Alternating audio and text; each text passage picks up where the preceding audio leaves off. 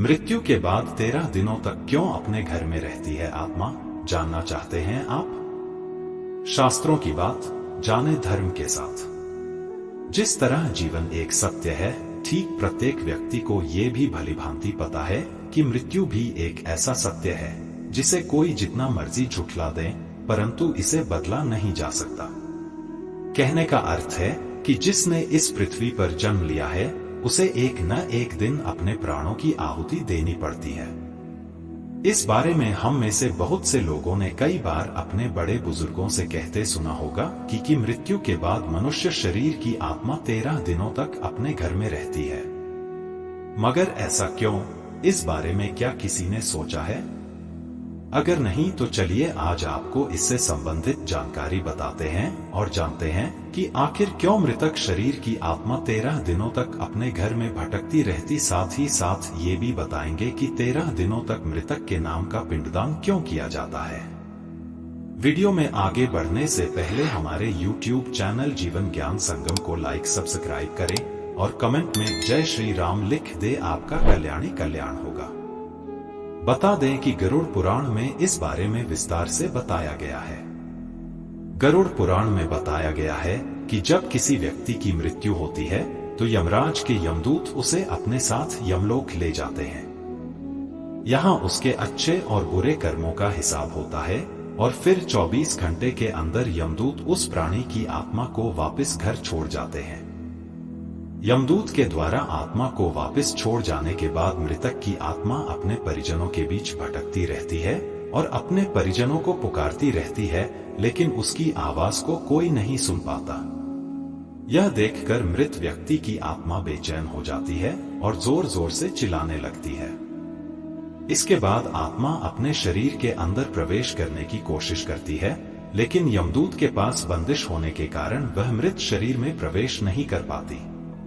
इसके अलावा गरुड़ पुराण की माने तो जब यमदूत आत्मा को उसके परिजनों के पास छोड़ जाती है तो उस समय उस आत्मा में इतना बल नहीं होता कि वो यमलोक की यात्रा तय कर पाए।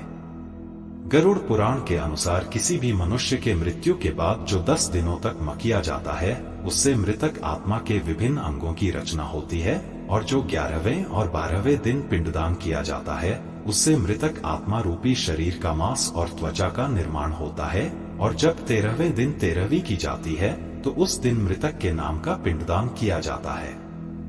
उसी से ही वो यमलोक तक की यात्रा तय करते हैं। अर्थात मृत्यु के बाद मृतक के नाम का जो पिंडदान किया जाता है उसी से ही आत्मा को मृत लोक से यमलोक तक यात्रा करने का बल मिलता है।